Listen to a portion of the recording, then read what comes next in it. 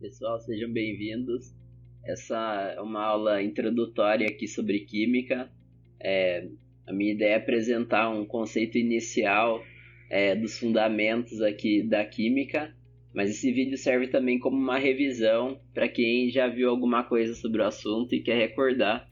Então vamos iniciar com a nossa aula 1 aqui, a história do átomo. A história então começa na Grécia Antiga, com os chamados filósofos pré-socráticos. E aqui nós tivemos dois pensadores que foram importantes, Leucipo e Demócrito. O Demócrito foi discípulo do Leucipo e eles apresentaram aqui a primeira ideia de átomo. Átomo do grego significa não divisível. O toma seria o verbo dividir, né? E o A é um prefixo de negação, então um átomo não divisível. A ideia deles era que a matéria era composta por diferentes partes e que se a gente fosse dividindo, então vamos imaginar que um pedaço de madeira, você divide ele em partes menores, até que você vai chegar em uma parte que você não vai conseguir dividir. Essa parte indivisível seria a menor estrutura da matéria, que eles chamam de átomo.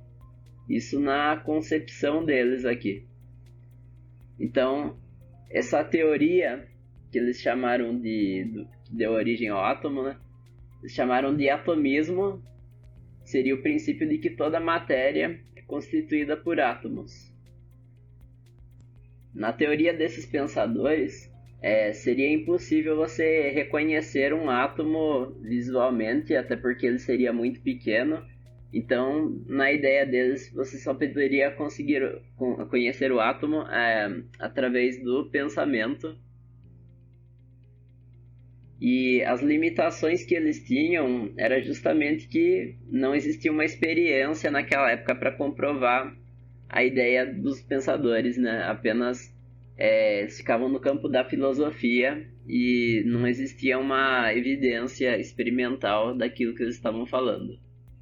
Mas foi a primeira noção que a gente teve de um átomo, né? E foi um passo importante aqui para se desenvolver essa ideia.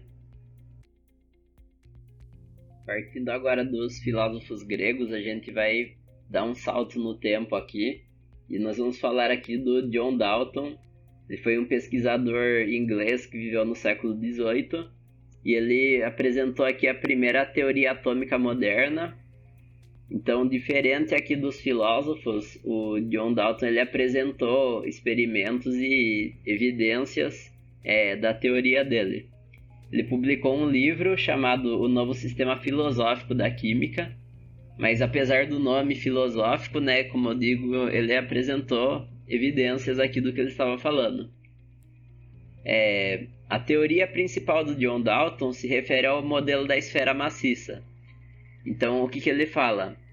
Que substâncias químicas são compostas por átomos em uma proporção de números inteiros e que substâncias diferentes são compostas por átomos diferentes. Então, dependendo do material, as propriedades, as dimensões dessa esfera seriam diferentes.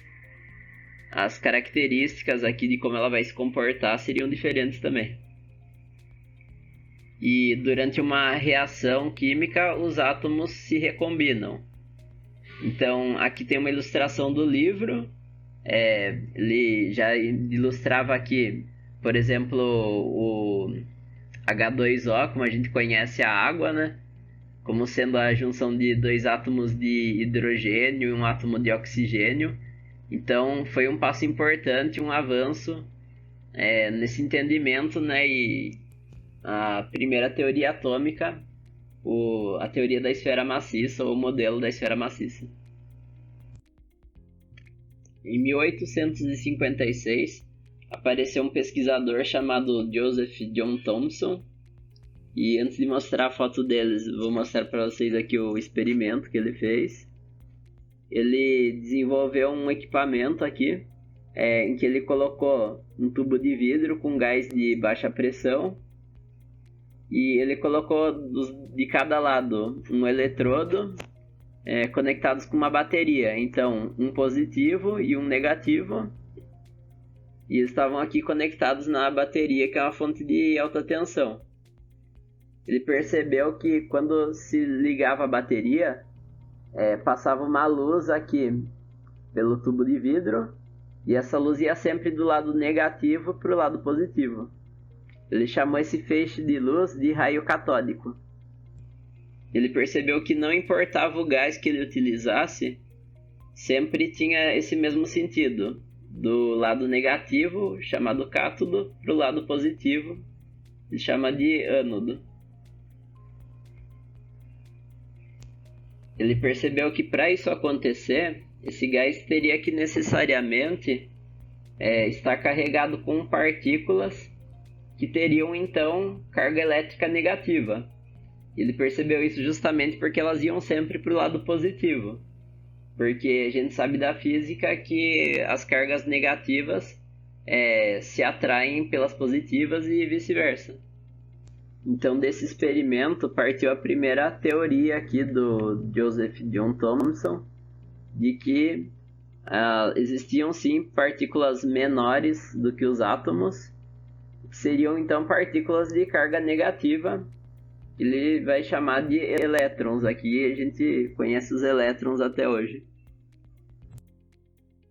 Thomson sentiu então uma necessidade de incorporar a descoberta dos elétrons no modelo que existia na época, que é o modelo do John Dalton.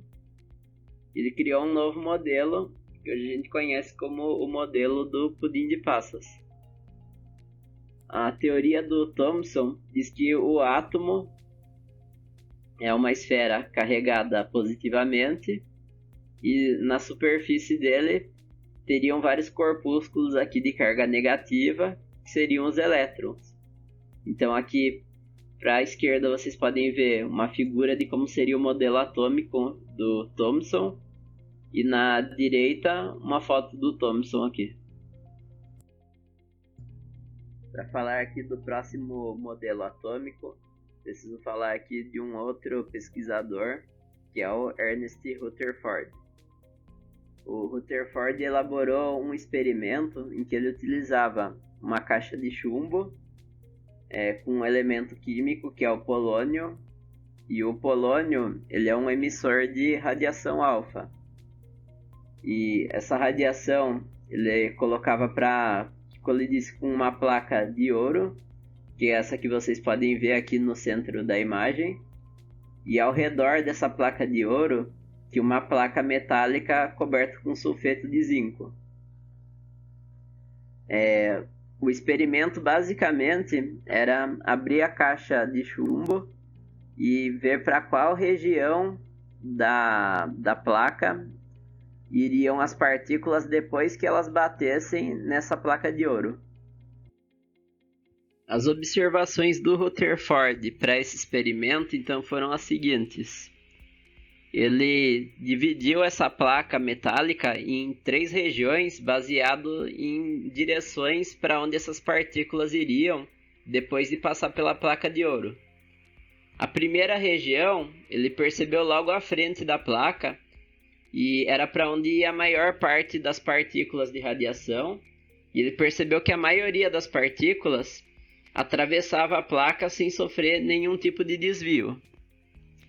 E observando isso, ele chegou à conclusão de que os átomos eles eram compostos em sua maior parte por espaços vazios, e por isso a maior parte deles passava sem nenhum tipo de desvio. A maior parte das partículas, vamos dizer assim, né? E a segunda região, ele percebeu que ficava à frente da placa, ele determinou isso, e era uma parte considerável das partículas que refletia na placa de ouro, ou melhor, passava por ela, mas sofria algum tipo de desvio. Elas passavam deixando um ângulo ali de desvio. Ele percebeu que isso acontecia porque essas partículas passavam ali por uma parte do átomo que estava carregada. Ele entendeu que era uma carga positiva e que as partículas rebatiam ali porque estavam passando próximo a essa carga. E teve uma terceira região que ele percebia que era na mesma direção em que ficava a caixa de chumbo. em que ele percebia que a radiação chegava na placa e refletia praticamente na mesma direção em que estava a placa de chumbo. E ele entendeu que isso acontecia porque essas partículas se chocavam contra essa região que era eletricamente carregada e voltavam para a mesma direção que elas tinham partido.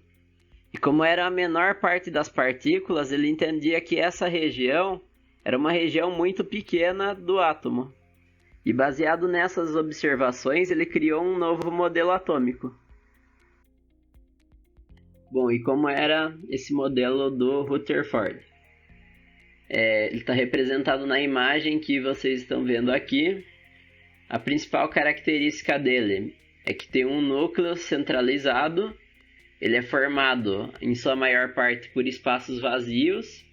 E ele tem a eletrosfera, que tem os elétrons orbitando ao redor do núcleo. O núcleo concentra a maior parte da massa do átomo. Porém, a eletrosfera, como o Thomson já tinha descoberto os elétrons, era uma parte importante. Só que no caso do Thomson, os elétrons eles eram praticamente incrustados no núcleo do átomo. E o Rutherford não, ele percebeu que tinha esses espaços vazios e que os elétrons orbitavam ao redor aqui do núcleo. Essa região em que orbitavam os elétrons, ele chamou então de eletrosfera. E ele percebeu que essa região tinha uma massa muito pequena. E esse modelo ele se compara com o sistema solar. Então, popularmente, se chama esse modelo atômico aqui, falam que é um paralelo com o sistema solar. Esse modelo foi complementado por um outro cientista chamado Niels Bohr em 1913, com a teoria dos níveis de energia. Aí vocês podem perguntar, e o que é essa teoria? Eu vou apresentar essa teoria para vocês na próxima aula, quando a gente vai falar de diagrama de Linus Pauling. E aqui então, uma foto do professor Rutherford. E mais à direita, a foto do Niels Bohr, que contribuiu para complementar esse modelo. Em 1932, apareceu um outro pesquisador que apresentou uma contribuição importante, foi o James Chadwick. Ele percebeu que dentro do átomo existia uma outra partícula que era o nêutron. Isso partindo de uma pergunta que até é bastante simples da gente imaginar, que é se a eletrosfera é composta pelos elétrons que têm carga negativa e o núcleo é de carga positiva, então por que os elétrons não vão se chocar contra o núcleo? Afinal de contas, as cargas de sinais opostos se atraem. E é justamente pela presença dos nêutrons, que são partículas de carga neutra que fazem parte do núcleo, que tem o papel aqui de diminuir essa atração, e por conta disso, os elétrons apenas orbitam ao redor do núcleo e não se chocam contra ele. E essa foi a contribuição do James Chadwick.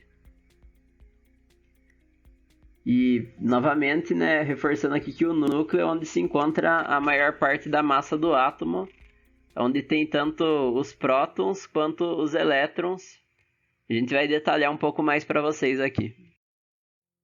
E para resumir, queria deixar para vocês aqui essa tabela, onde a gente tem a descrição de cada uma das partículas do átomo e as propriedades características delas. Então, no núcleo nós temos os prótons e os nêutrons, e na eletrosfera nós temos os elétrons.